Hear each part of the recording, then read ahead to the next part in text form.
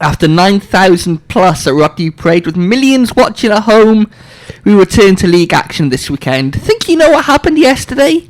Think again.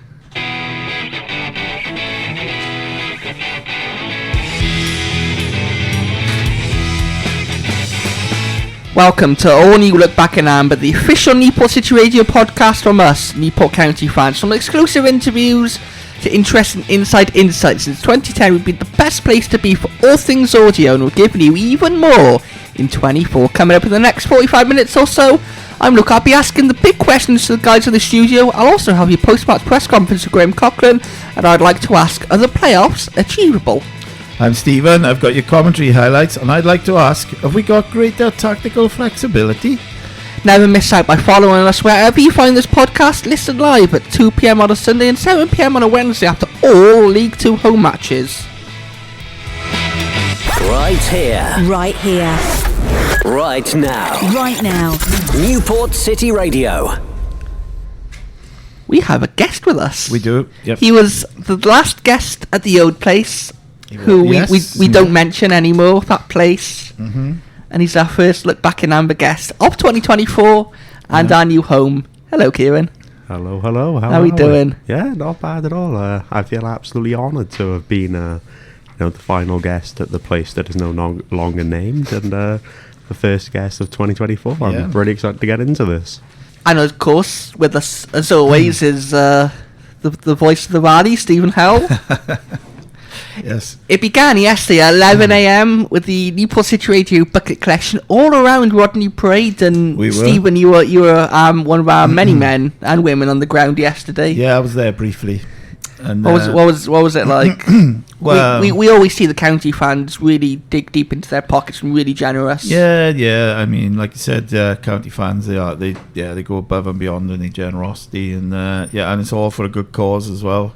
You know, we've got a new studio that we want to build. So thanks very much to everyone for donating. Yes, thanks to everyone. And we're not sure on the final donation amount yet, but I think we've done quite well. So thank you. It continued at 12:45 in the compete with Stephen and Chris, and me on DJ duties in the Bisley.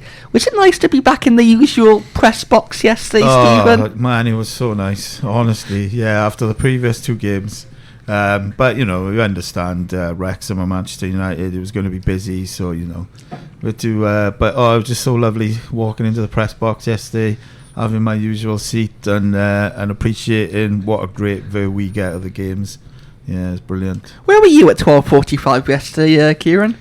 I mean, I was in the Compy Terrace, and in all honesty, we had previous fixtures that were a lot bigger than we'd usually expect, and it was an absolute nightmare to actually find spaces where you can see the ground with a reasonable viewage and not a pole in the way. So it was really nice to be at the Swindon game, where you've got a lot more breathing room and a lot more ability to move around to make sure you can actually watch the game nicer. So, Stephen, obviously we played Swindon yesterday. We did. Talk to us about their recent form. Yeah, well, Swindon recently obviously parted company with former Newport manager Mike Flynn. They were unchanged yesterday from their last match against Bradford. They won that last match against Bradford 2-0, which ended a run of 3 without the win. In their last 9 matches, Swindon had won 2, drawn 1, lost 6. Swindon had lost their last 4 away matches in League 2. Also, only 1 win in their last 14 away matches. 1-1, drawn 5, lost 8, and they've only had 2 away wins in 23-24 so far. Interesting. Newport County lined up yesterday with, I think it was 1 change from the... Yeah, 1 change. Because he went 2 unchanged, didn't he, against Wrexham and Man United. Yesterday we had Nick Townsend in goal, a back 3 of Ryan Delaney, James Clark and Matty Baker, with Shane McLaughlin and Adam Lewis as the wing backs, Bryn Morris, Scott Bennett now in Nordic in midfield, with Will Evans and Sepp Hammer-Holden up front. Now, Stephen, obviously Manchester United game, you and our legendary commentator Chris Chappell were you separated? We were separated. Yeah. I was a man of the people for the week.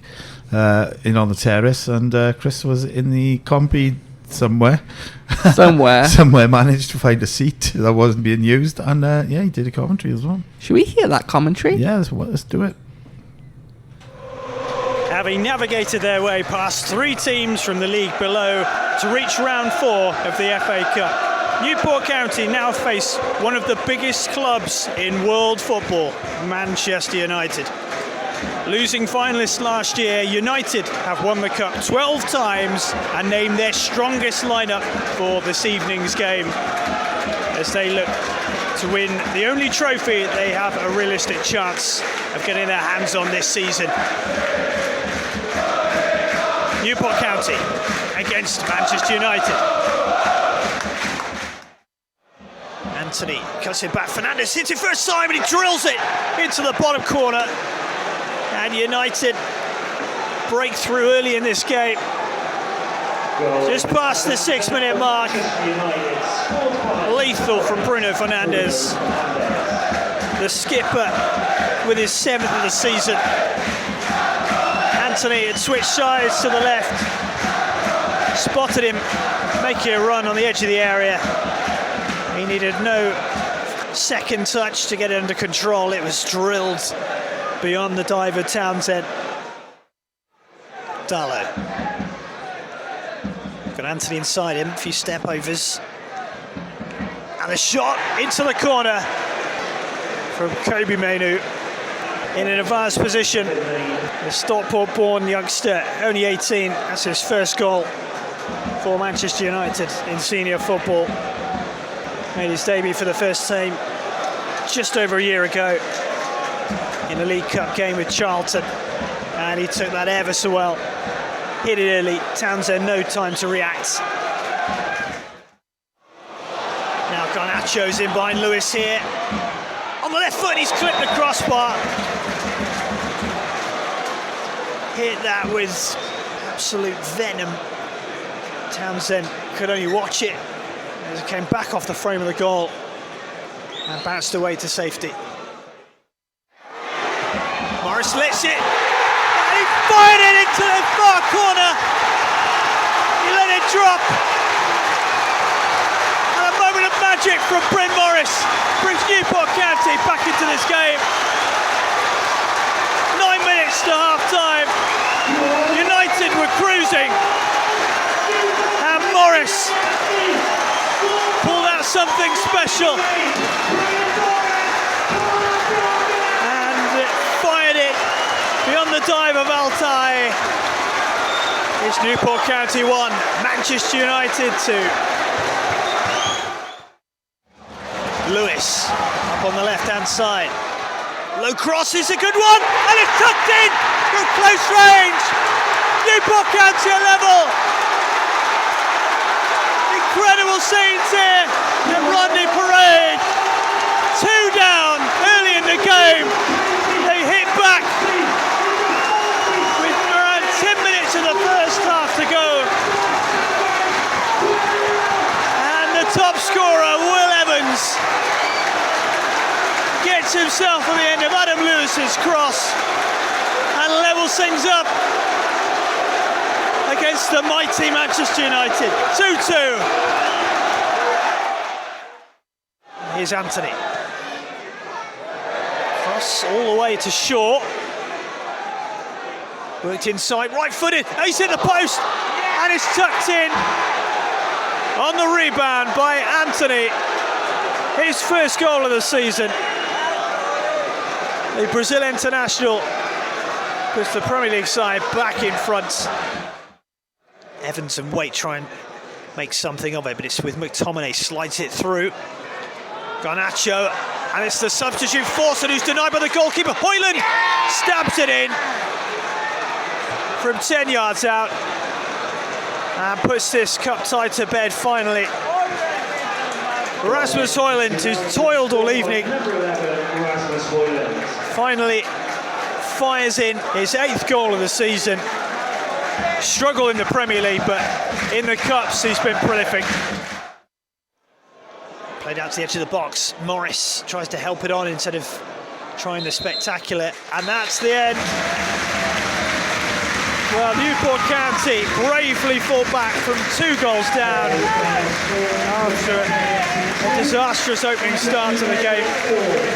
2 down inside a quarter of an hour. They came back and drew level with goals from Bryn Morris, a superb effort, and Will Evans sliding in from an Adam Lewis cross and held the mighty United level for just over 20 minutes, but Anthony finally got the Giants back in front with just over 20 minutes to go, and Rasmus Højlund tied things up in stoppage time.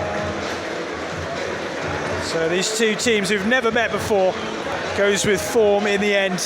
United have never lost to a team below the 3rd tier. 9 years ago, League 2 Cambridge United took them to a replay, but they've safely got through in one match this evening away here at Rodney Parade, and they'll be looking to go all the way to a record 22nd final, just as they did last season. And the final score, Newport County 2, Manchester United 4. Thanks to Chris Chappell there. It was an interesting game, like I said, millions watching around the world, millions of eyes on Rodney Parade. There was not so many eyes on Rodney Parade yesterday, but two people who were reunited yesterday were the voice you just heard, Chris Chappell, and the legendary Stephen Howell. Following the valiant end to Newport County's FA Cup run, the past week also saw the closure of January's transfer window. Thankfully, it was a quiet one for the Amber Army as Shane McLaughlin and 19-goal Will Evans stayed put. And there was the addition of former Plymouth striker Luke Jeffcott. Swindon Town, meanwhile, signed 9 new players, mostly in the wake of Michael Flynn's sacking 3 weeks ago. Their headliner must surely be the returning Harry McCurdy, whose 24 goals took Town close to promotion 2 seasons back. Chris Chappell here with you on commentary, alongside a man who never leaves the window open for too long. Yeah, Stephen Howell. yeah, there might be 60 miles between these two sides, but there's nothing between them at the moment in League 2, is there? So yeah, just what you want after a FA Cup run is a home game against one of your local rivals. So yeah, hoping for a good game this afternoon. Free kick early in this game for Swindon Town. Devoy and Jake Kane, the former county man, over this delivery from the left. It's Devoy, fires it in towards the near post, and a combination of the post and Townsend keep it out. Palmer Holden turns inside the box, fires it across goal, and it's well saved by Bycroft. Has another bite at it. Blocked this time by a defender. Evans trying to pick up the pieces, never quite came through to him, but they forced the keeper into a save 10 minutes before half-time. And now Glasser's got a chance. Rolls it inside the left post in the first minute of the second half. And Swindon Town have caught Newport County napping. Their first half dominance wasn't reflected in the scoreline, but they've gone and grabbed a goal at the start of the second half. And it's Paul Glatzel who makes it Newport 0, Swindon 1. Well, where was the defence there? Yeah, well, it's just a simple ball over the top and it caught them all out, and yeah, Glatzel quite cool with his finish. And yeah, what a bad start to the second half for Newport County. McLaughlin's corner is a short one, and it's over to Morris. Slides it through, crosses in, and turned home! Will Evans cuts his ear to the crowd behind the goal. Palmer Holden was on the line. And it looks like Will Evans is claiming the goal, which will make it 20 for the season for the former League of Wales player. Lovely ball in from the left. The deftest of touches sent it past keeper Bycroft, and Palmer Holden watched it cross the line in front of him. And it's 1-1, Stephen. Yeah, brilliant. Well, it took Swindon scoring to wake Newport County out of their slump. They've been brilliant since that goal went in. And they put on the pressure, and they've taken a chance when they're on top. Great for Evans as well to get another goal. We got 20 for the season now, isn't it? So yeah, hopefully now they can push on and get a result here. Good run this from El Bouzedi down the right. Tries to find Austin. It's fallen for Glatzel. Cleared off the line. Matt Baker in the right place at the right time. Denies Swindon a second.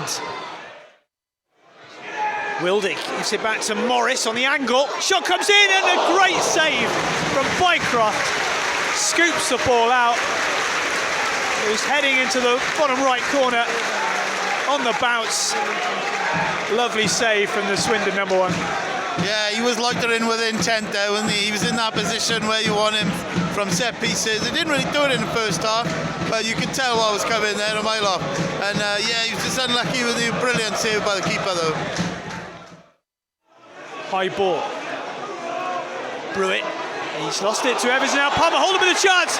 Rolls it past the keeper. And Newport County are in front for the first time in this match. Just over 15 minutes to go.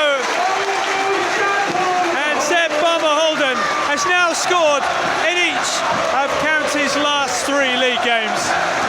His 7th of the season. And he makes it Newport 2, Swindon Town 1. Well, the front two are at it again. Yeah, brilliant. I think that's his 3rd goal in 5 games now. They're clinical, those two, and they only need 1 good chance and they'll put it away. This is brilliant from Newport County. They've come back in the second half. It's hopefully now they can push on and see this game through. And McCurdy in off the right touchline is going to run towards the edge of the area. Goes for goal. And it's possibly the post there. Denies Harry McCurdy. Well, I think they hit the woodwork, didn't it, behind Townsend's side? Yeah, it hit the post, yeah. I mean, they allowed him to run there and he nearly paid the penalty for that. But fortunately for County, hit the post and went out. Throw in, conceded, and that's it! County come from behind, having conceded early in the second half. 2 goals, 1 for Evans, 1 for Palmer-Holden, turned it around, and it's now 3 league wins in a row. The early kick-off here, the lunchtime kick-off because of the rugby in the Six Nations coming up, and it sees County jump to 12th in the table from 16th. It's likely they'll fall down a little bit later on when the other games are played, but they've jumped above Swindon and will stay above them with victory over them here this afternoon. It wasn't going right in the first half. Graham Coughlin made changes at the break and it came good for him once again. They turned it around. Victory, 3 points in the bag, and it finishes here. Newport County 2, Swindon Town 1. Reunited at long last. Yeah. Stephen Howell and Chris Chappell. Yeah, we got the band back together again. Yeah. Yeah, speaking of the band getting back together, it was nice to have media attention and press attention on the game and whatnot, and have Sky Sports News down and people like that. It was nice just to see the 3 usual suspects at the press conference: BBC, Chris Keiron and myself. Mm-hmm. Should we hear some of the questions put to Graham Coughlin yesterday after the game? Why not? Coming from 1-0 down, 2-1 win. If we can stand here and we can talk about the second half only, I'd be delighted, because we just weren't at it in the first half. It was like the Lord Mayor show. After the Lord Mayor show, we were off it. We were a little bit flat.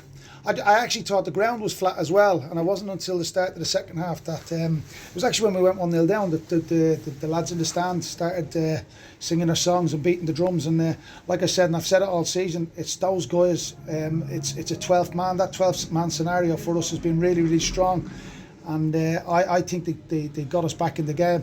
Because going 1-0 down, given that first half performance, then going 1-0 down in the second half, it would have been very easy for them to switch off. But the fans were, I was going to swear there, the fans were very good in the second half to us, and fair play to them, because we needed their energy, because we were flat, and we needed their energy to lift us and to get us into the game, and they done that, and fair play to them. I imagine in the build-up to this game, you're just getting the players' minds concentrated on it being a league game, and don't lose your focus after last week. And then, is that what happened in the first half? Do you think? Yeah, it's hugely difficult to refocus, to get yourself back to league form.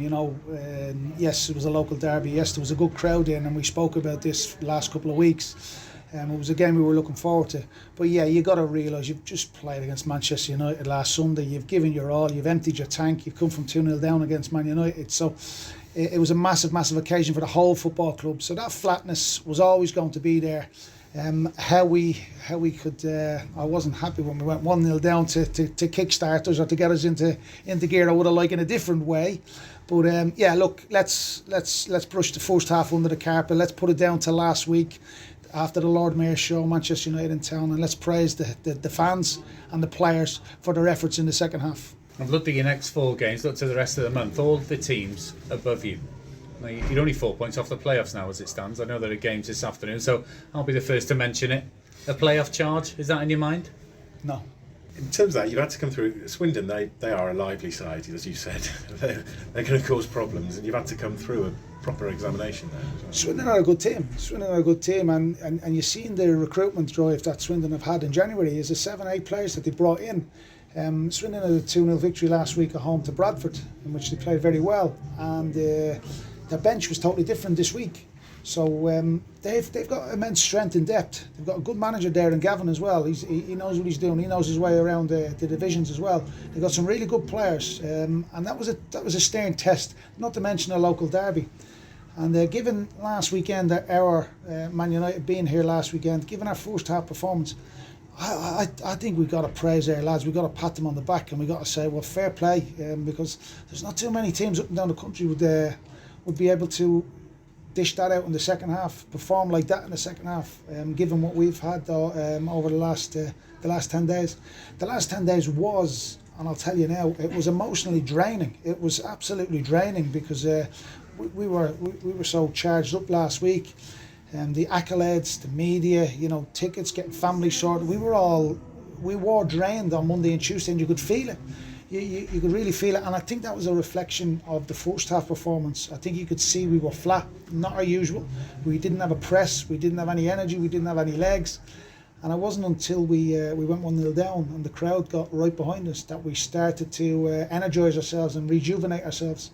And fair play to the group, fair play to the lads, because I've been there before myself. It's not easy. It's not easy as a footballer. You can't just switch it on and off. It's tough, and that game was a really stern test this afternoon. You got 15 minutes into some rusty players. It's fair to say at the end it's sort of yeah. Look, it's not ideal. I'm gonna have to go out and get some games along the way, bounce games midweek for the lads, because putting them on in that high stakes and at that tempo. And in them league games, it's difficult. Jeps come on, obviously Payne's come on. He might be a little bit rusty, obviously, over the last couple of weeks. And obviously Ozanzala is forced out in is it 9 months? So yeah, it's a longer. Yeah, Jesus, it's really difficult. It really is difficult. But we've done it with Declan. We've tried to do it with JMO. So the need for bounce games, I have to go and get some bounce games over the next week or two, the next couple of weeks for the lads. What is the injury with Scott? What's he picked up? I think it's an impact. He picked it up just before half time. He went down and got a bit of treatment. So I think it's his knee. And hopefully it's not that bad. Hopefully it's something that he can shake off. He'll certainly not be available Monday morning for us, to be honest. So let's see how he goes the rest of the week. But yeah, we hope it's not bad. We hope it's just an impact, and it's just a tightening up of that injury, of that area that he's taking the impact. And we hope it's nothing too serious. But like all injuries, you give them 24 hours, you give them 48 hours, you see, you have a look, you assess. And if he needs any scans, we'll go and get them done. But I don't think it's that serious, to be honest. It's just hindered his movement. Talk to me about Afrandi Zanzala, as you just rightly said. It's his first game, and I think over a year. Just talk to me about him a little bit. What would you like me to tell you? You know him longer than me, Luke. Obviously, it's been a frustrating period for him, and a light at the end of the tunnel. Yeah, look, Oz works hard. Kiban was unlucky today. Kiban, we were going with a fully fit Kiban or a half fit Oz. I just thought the local derby, I thought the atmosphere, I thought obviously after last weekend, the more fresh faces we could get in the team, in the squad, the better. Giving him them 10-15 minutes, he occupies defenders, he can hold the ball up, but you would have seen better than me there today. You obviously know him a lot longer than me, but he was very rusty. He needs work, he needs game time, and he needs that sharpness. The same with Luke Jepcott as well. But you could probably see the little cameo that they had today. Hopefully that gives them a taste, or hopefully that gives them something to drive on and push forward with. And they will want more of them, and hopefully we can get them up to speed quicker rather than they are at the minute, and hopefully we can get them maybe on the pitch and they can challenge for a starting berth rather than sitting on the bench. So yeah, the idea over the next couple of weeks, Luke, will be to try and get a couple of games in house that we can really get the fitness and the sharpness up on a number of lads, not just Jeps and us. Is that the strongest bench you've been able to name this season? Probably, yeah. Yeah, if you say it, and I've got enough experience in this press room, if you say it, it must be. So I'm not going to argue with you, but yeah, I wouldn't disagree with that. Yeah, and it's nice. It's nice that I'm putting my head in the pillow of an evening, and I've got a few choices. I've got a few options, and that's nice because I've not always had that. So fingers crossed, it's coming at the right time. Newport County manager Graham Coughlin there, and if you enjoy audio, then this one is the episode for you, as we've just been discussing. Off air, we've got a lot to cram in today, so Stephen, no messing around. Talk me through that game yesterday. Yeah, well, I thought it was a really good start from Swindon, actually. They looked a threat going forward, getting the ball out wide, causing Newport problems. Yeah, Newport County in that first half, they just didn't seem to be at the races. The passing was erratic, too predictable, playing too many long balls. The decision making was poor. Took 34 minutes to get a shot on target, and I think everybody just wanted that first half to end. I mean, but for a lack of quality, probably in the final third, Swindon could have quite easily been 2 up, I think. But then half time, Graham Coughlin made some changes. He went to a back 4, which I'll talk about later on. But then he had the worst possible start, conceded a goal after less than a minute, ball over the top. But that woke Newport County up, and they started to kind of galvanise, and they started causing Swindon problems. Then I was so happy that they got the first goal whilst they were on top. Swindon made some changes, but almost got a second goal, but Baker was in the right place at the right time. Then Newport got themselves in front with a lovely ball from Wildig over the top. Brilliant to see Zanzala and Jeffcott come on late on in the game. And yeah, a little bit of a scare at the end where McCurdy was running towards the goal and hit the post. But yeah, overall I thought it was a pleasing result, coming from one behind despite the lacklustre first half. I thought they showed a lot of character, epitomising that fight to the end mantra and getting results when you fall behind. So yeah, good day at the office. Your thoughts on that 90 minutes yesterday, Keiron? Originally, I went into the game thinking it would be an absolute goal fest, given Swindon's huge transfer window, given that we showed dangers in the previous game against United. I thought that we'd see 6 or 7 goals in this game, but given how poor the first half was in terms of final third quality from both teams, and just a lack of, it almost felt like a lack of creativity for the most part on our end anyway. I originally then went into the second half thinking there'll be 1 goal in this game, very similar to Doncaster. It's kind of a late goal and that'll be it. But second we conceded, I remember saying to somebody next to me that it was a positive thing, because I think due to how poor the first half was and how slow it was from both teams for the most part, I think going into it and conceding woke the team up. And I think that's the thing that we mentioned, is that conceding doesn't have to be a bad thing all the time, especially when you've got another half of football to play. It definitely gives you that resurgence to, go on and actually give the fans something that, they'll get behind and bring that 12th man mentality into it. So, yeah, both goals were really well taken, and I was worried towards the end, as we all were, when McCurdy hit the post. I think we all worried that we were going to have that Walsall kind of situation where we held back and conceded because of it. But no, incredible win, and it continues our really good start of the year. It does, and we'll come on to that in a little bit in my talking point. But I was saying to the guys up on the gantry yesterday, to me it felt like, you just said it then about a 1-0.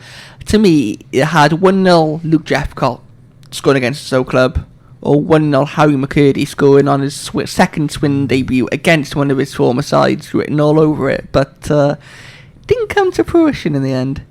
McCurdy nearly scored to make it 2-2, as you rightly said, but thankfully he hit the post, and I'm sure many county fans were crossing their fingers that he missed, and he did. Couple of stats for you, which I really think highlight more probably the change of formation.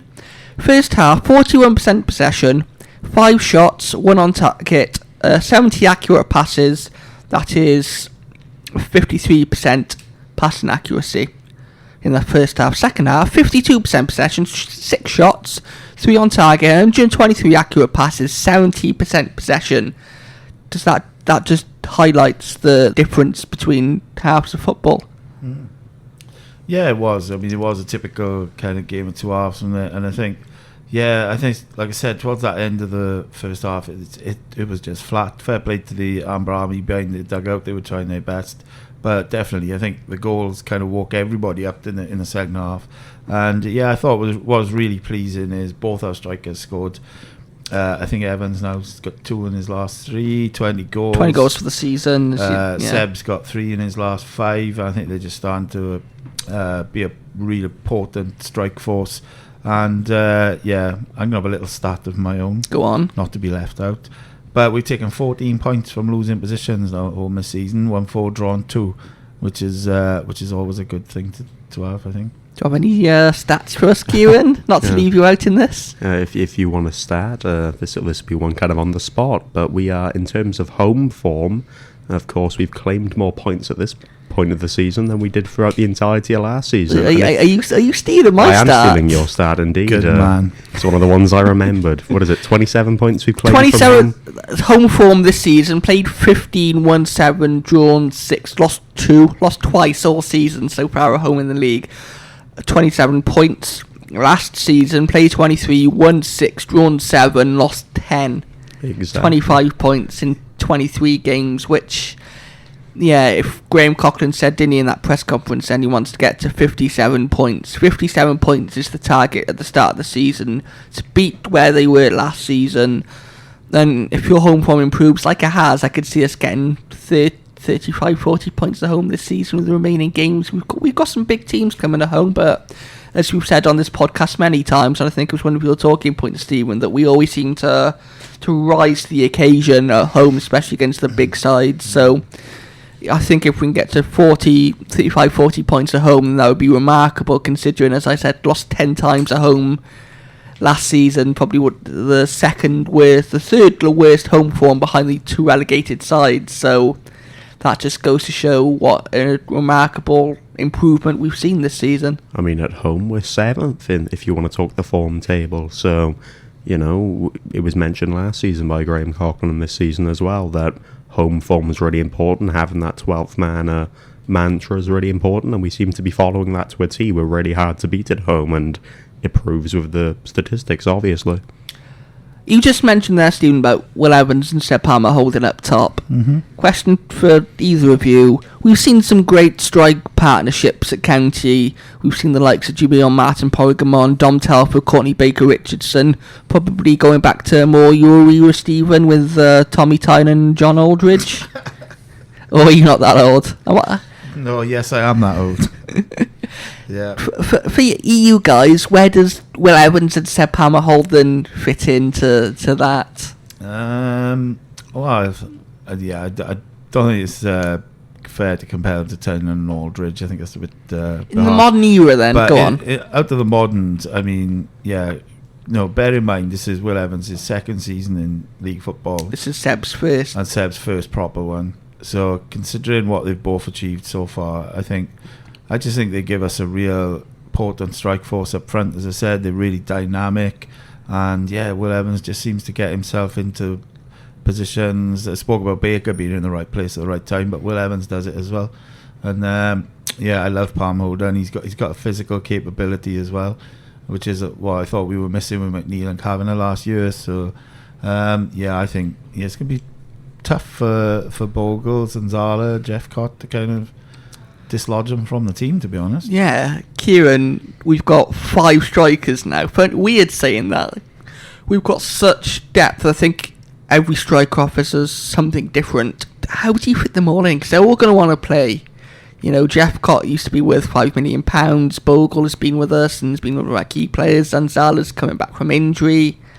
How do you fit them all in? How do you keep them all happy? Well, of course, you can't fit them all in every game, but like you said, they all offer something different. You want to talk Bogle, for example. You know, you argue he's a lot more of a deep-lying forward, one that kind of sits back and creates things and holds the ball up. So he can probably fit in with Palmer Houlden and Will Evans if you're going to keep that as your dedicated number 2. I think Zanzala, because he's only now coming back from injury for the...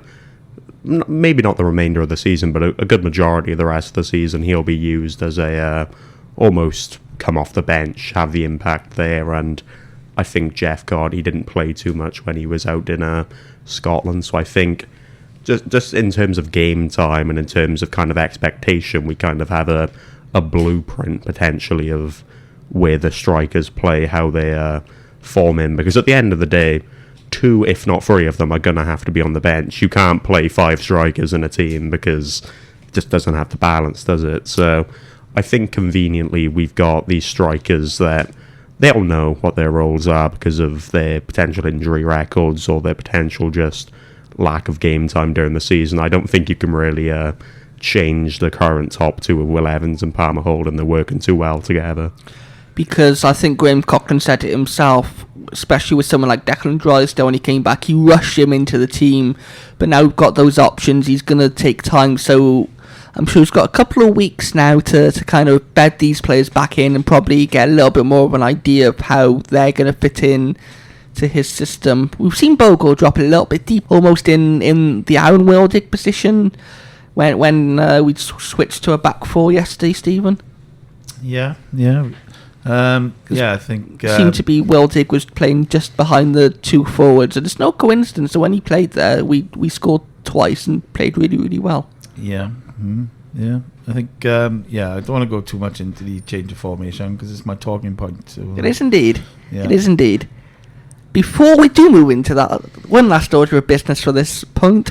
The Absolutely County Man of the Match. So you could vote yesterday on Twitter or Absolutely County for who you thought was Man of the Match yesterday. Your options were, well, goal scorer Will Evans, goal scorer Seb Palmer Houlden, assister Aaron Wildig, or other. Someone said Nick Townsend for a couple of the saves he made yesterday.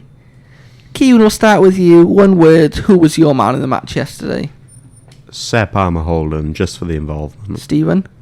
I think I'd go with that as well, actually. I think I'll go with Seb Palmer Houlden. 36.4% of people who disagree with you. No. The absolute county man of the match was Will Evans. All right. So, Stephen, what's next?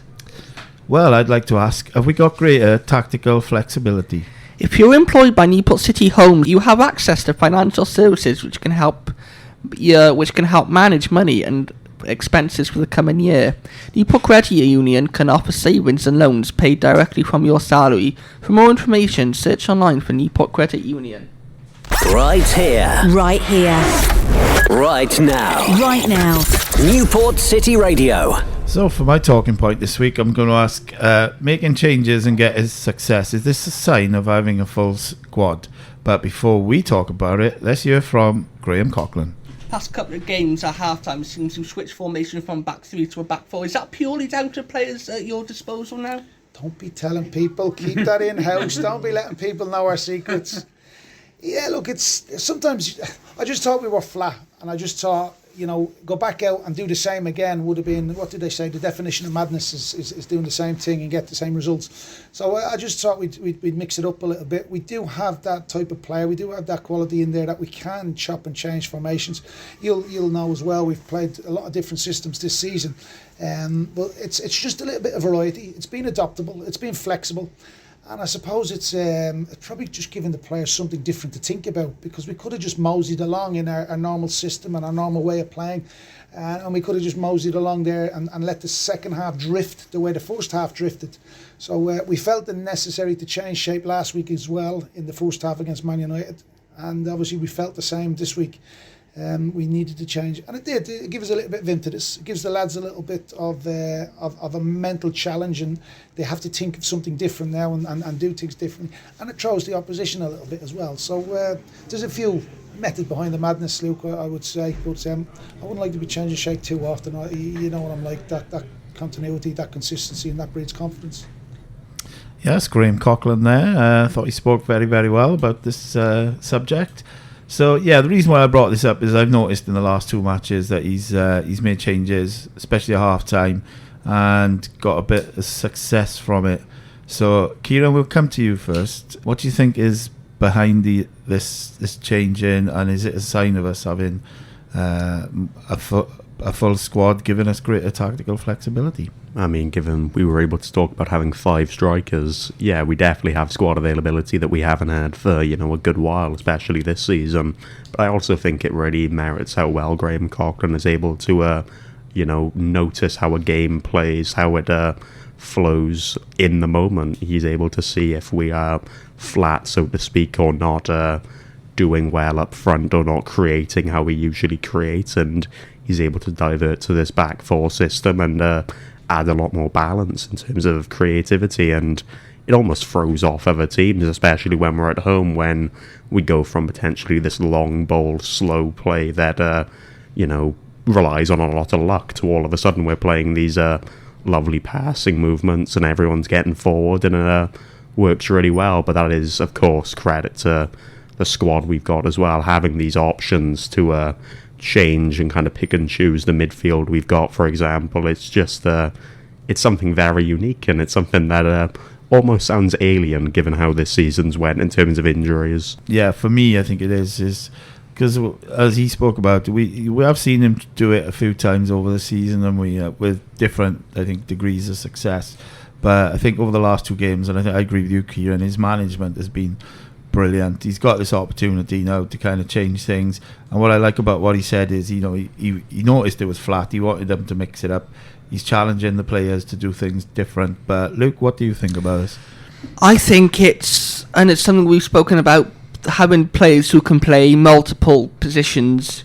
We brought off Scott Bennett, who was playing in midfield as a midfielder, and brought in Harry Charsley, who is a midfielder.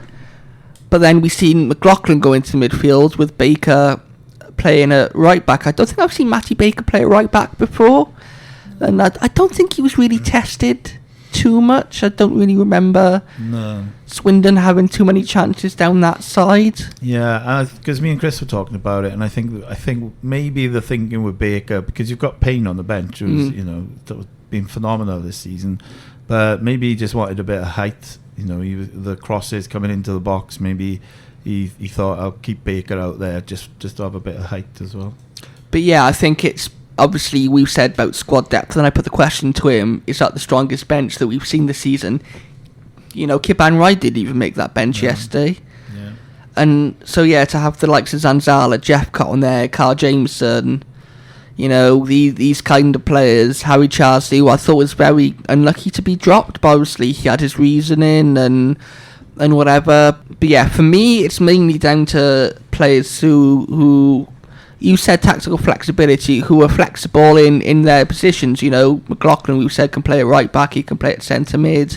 I think he's played at centre back on times this season. Bennett can play centre back, he can play midfield. We've got these, same with Matty Baker. Will Evans can play pretty much any position on the pitch. So we've got these players in these positions who can change formation at the drop of a hat, pretty much. So to me, it's down to those kinds of players. Yeah, just to kind of find out. I just think it bodes well as for the rest of the season as well. I think it gives us different solutions to different problems and different scenarios, and I think Graham's showing that he's really, really good at kind of being proactive in dealing with them rather than maybe being reactive.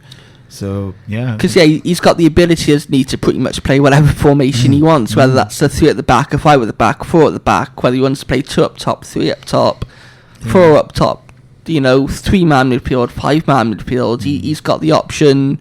It's mainly down to, I think it's what he was after in the summer, because he knew that we weren't going to have the biggest squad in the world and the biggest names, but if they can play multiple different positions and play them well, then we were always going to see that tactical flexibility. Yeah. Keiron, have you got anything else you want to say? No, I just think that we are in a position now where we can actually, adapt and change to, like you've said, different scenarios and different teams and different setups. So it's really exciting, because if you're looking at it from a tactical aspect, it's fascinating to watch these changes as the game's going on. Like, to be able to make these changes at half-time and know what's going on, and for the team to adapt to it so quickly, it's not only credit to, the manager, but the players, the way that they communicate and the way they adapt to it. It's just, it's fantastic, and I think we have that kind of luxury of teamwork more than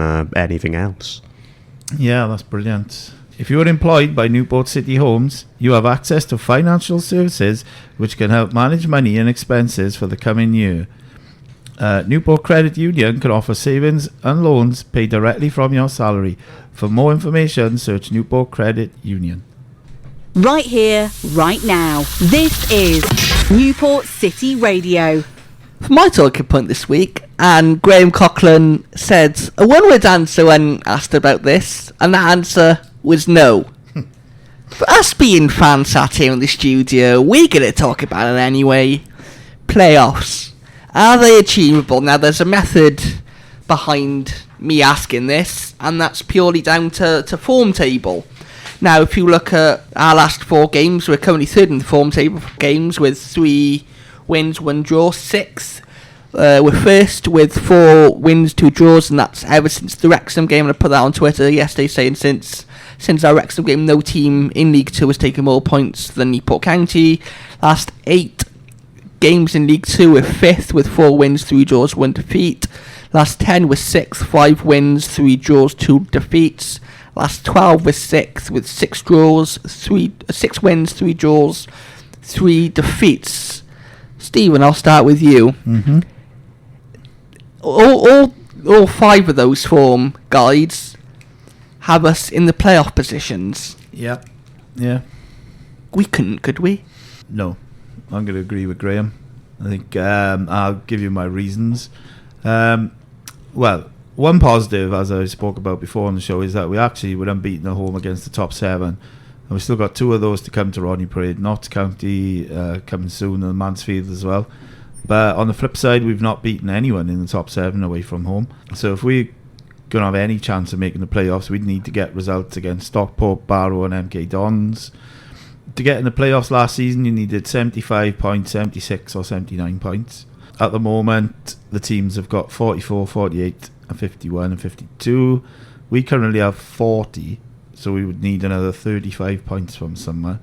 We've got 8 home games left, so let's just assume if we take the same amount of points from the next 8 that we did the last 8, that would be 16 points, which would only take us to 56. So it would mean we'd need to get 20 points away from home, roughly. Considering our away form so far this season, we've only taken 13 points. So let's just say we took the same for the rest of the season, that would only take us to 69 points, which would, in my opinion, leave us quite short of where you need to be. So, as exciting as it is to see us 4 points off of playoffs, unfortunately, I'm going to be the doom-monger and say no. Keiron, do you agree with Stephen's doom-mongering, or are you a little bit more optimistic? Well, as of right now, I've got to agree with this narrative that we won't. And I'm not going to go for it out of I don't think we can do it. I think it is possible, and, this club, if any, are the ones that can do what is deemed as the impossible. But the reason I'll say no, and it's a lot more of an opinionated thing, is that given where we were predicted to finish, where we were predicted by a lot of people, given departures and out of influence things off the pitch, given we were put by a lot of media outlets to finish in the relegation zones, if not near it anyway, I think, for me, I'm more satisfied than anything if we reach that 50-point target to stay up or just improve on last season. The season that we're playing now, the goal was never playoffs, let's be fair. And I don't want to go into it with the hope that we will get playoffs. because I don't want anything to overwrite the success that we have achieved this season. So mainly out of a kind of mental thing of realising, you know, regardless of if we get playoffs or not, this season has been remarkable. I'm going to say no, just so I don't get those hopes up and feel let down to that degree. I know where you're coming from, but it wouldn't be a podcast without someone playing devil's advocate. Normally it's Lamsey, but he's not here. Like I said, last 12 games, we're 6th. Last 10, we're 6th. No team has taken more points in League 2 since we played Wrexham. You spoke about that tactical flexibility and being able to match teams. We've taken more points from losing positions. How many did you say it was? Was it 14 or 17? Yeah, at home, 14 points. 14 points from losing positions. We've got 2 out of the top 7 left to come in Rodney Parade. We've only lost twice to Rodney Parade all season. If we go on a run, which we have been, one team, we always see it, whether it's Bolton the year they went up, Bristol Rovers the year they went up. We did a couple of years ago when we got into the playoffs on the last day against Morecambe, where we came from absolutely nowhere and sneaked in on the last day. It's possible. It's 4 points. Notts County are there at the moment. You know, they've just had a manager departure with their manager going up to Swansea in the Championship, so I don't know where they are. Yes, they've got good players, but what's their new manager going to be like and things like that. But I agree with you though, Stephen. Our away form does need to improve. Obviously, most of our points this season have come in Rodney Parade, so we will need to improve that away form. But with a fully fit squad and a squad full of confidence, you know, it's a mark of a good team to play poorly and win. We've seen that against Doncaster away. We've seen that yesterday on times. If we can go back to basics and grind out performances, we know it's not going to be pretty football on times. It never is at Newport County. It's never Guardiola or Klopp or Kloppiola football, but we can. It's not the realms of possibility. It's 4 points. We have games in hand on 1 or 2 of the teams above. Yeah. Newport Wrexham playoff final, anyone? Run it back. Yeah, I suppose one of the things that we have got going for us, despite all my negativity about it, it'd be brilliant if we did it. But I agree with Keiron. You know, we've had a phenomenal season so far. And yeah, you know, you don't want to be upset at the end of it. You did make the playoffs because that was never the target, like you said. But we've got Will Evans, who's probably going to get 30 goals this season. If you've got a 30-goal striker, you've got a chance. You've got a chance. Yeah. Sepp Hammer holding, Omar Bogle's coming back, Zanzala, Jeff Cott, who we know about his abilities in the box. Yeah, we've got a chance. We've got a chance. It's just about, I think, if we can get through this next couple of games, which we'll come on to in a little bit, then see where we are. But yeah, I think our waveform does need to improve, though, if we are to do it this season. Anyway, coming up next, we'll be talking about the next games and getting the guys' thoughts. If you're employed by Newport City Council, you have access to financial services which can help you manage money and expenses for the coming year. Newport Credit Union can offer savings and loans paid directly from your salary. For more information, search Newport Credit Union. Right here. Right here. Right now. Right now. Newport City Radio. So those next games coming up, kicking us off a week Saturday. We are away. Feels like we haven't been away for a very, very long time. I know, yeah. We are away though. Walsall are the opponents. We know, I think we spoke about it earlier when they came to Rodney Parade earlier on this season. Keiron, what's the score going to be? You know what? We talked about playoffs, we talked about all this stuff, and what football fan would I be if I didn't predict my team to win every single game?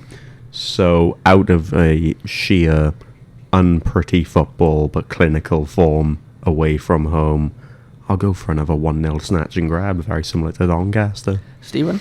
Yeah, well, we've done quite well against them recently. Only last 10 meetings, won 3, drawn 6, only lost 1. I'm going to go for a 2-1 win. 2-1, and then we'll return to Rodney Parade on the 13th of Feb. That's a midweek game. That's a Tuesday night, 7:45 kickoff against Notts County, one of the team who we are currently 4 points away from in that last playoff place. Keiron, one word, what's the score going to be? 2-1 Newport. 2-1 Newport, Stephen. This is going to be difficult, isn't it? I'll take a 1-0. Yeah. And then we return again to Rodney Parade on the Saturday against a team that you've actually been to their stadium. You've been up to Priestfield twice now in 2 seasons. Gillingham at Rodney Parade. What's the score going to be, Keiron? I mean, we have a good form against Gillingham regardless, so why not keep it up? We'll go a repeat of last season's home game against Gillingham, 2-0. 2-0. Stephen. Yeah, I'm going to go big on this one. I think we're going to win 3-1. That is going big. And that might see us even closer to the playoffs. Yep.